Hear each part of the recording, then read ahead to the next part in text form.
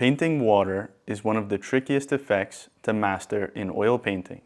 But if you know a few key strategies, you can create the illusion of skin beneath water, reflections on the surface, and that soft distortion that makes it believable. In this video, I'll share the essential lessons from a live demonstration with my colleague Melisa Calabria.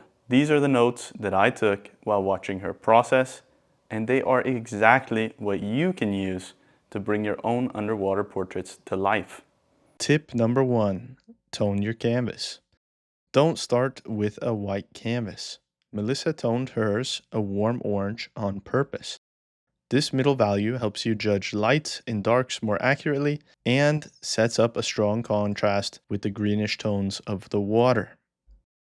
Tip number 2, use lots of brushes and especially big ones in the beginning of the process.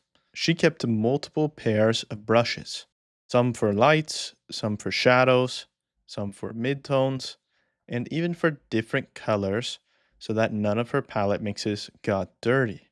She also started big.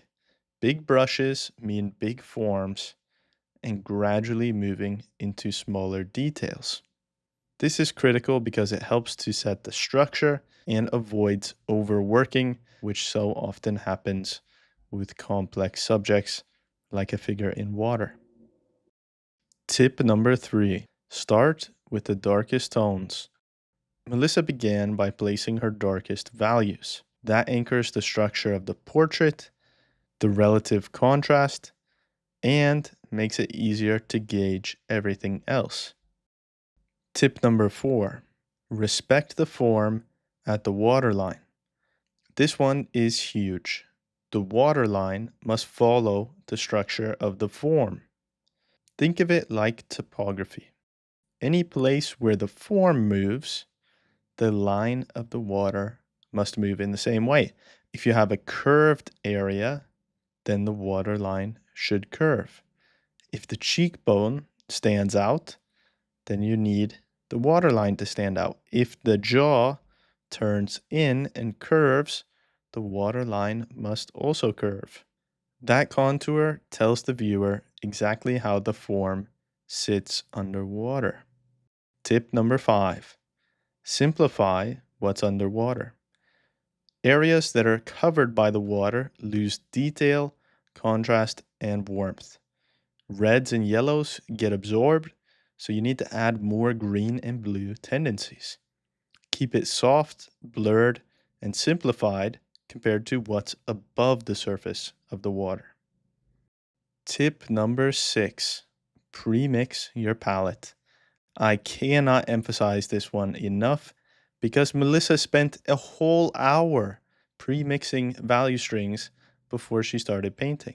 That organization makes nuanced transitions so easy, and it prevents your mixtures from turning to mud midway through the painting. This is a key takeaway. If you invest your time in the palette up front, it will pay off during the process. So any amount of time you spend mixing your palette is going to benefit you. Don't ever see this as a waste of time. It's something that's going to help you when you actually start painting. And as a matter of fact, it will even save you time. So don't be lazy. Take the time to mix your palette and you will thank us later. Tip number 7, contrast warm and cool colors. Melisa purposely made the skin above the water much more warm and orange, while the areas beneath are more green. That complementary contrast of warm and cool instantly makes it feel like there's actually water. Tip number 8, cover the entire surface early. Don't get stuck in one area and don't get trapped in the details. Block in the big masses across the entire canvas and simplify by using as few values as possible and then refine later. You'll find that if you focus on the big shapes, then all of the smaller details will naturally fall into place.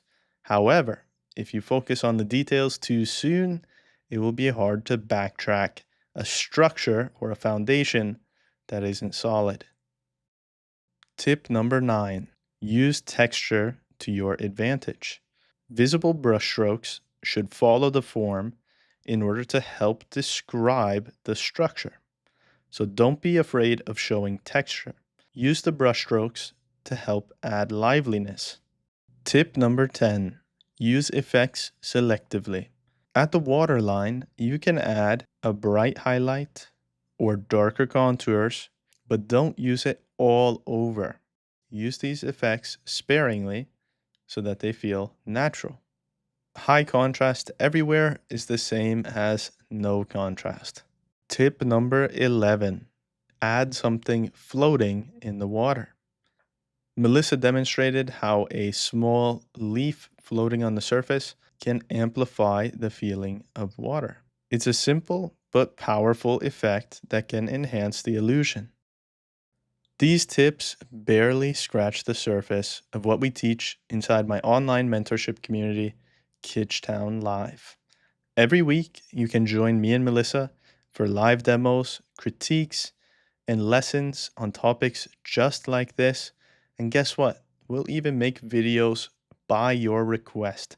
So if you want to see something, all you have to do is say it and we will show it. If you'd like to paint alongside us, get personalized mentorship, and take your paintings even further, we'd love to see you inside. Click the link below to join and get started.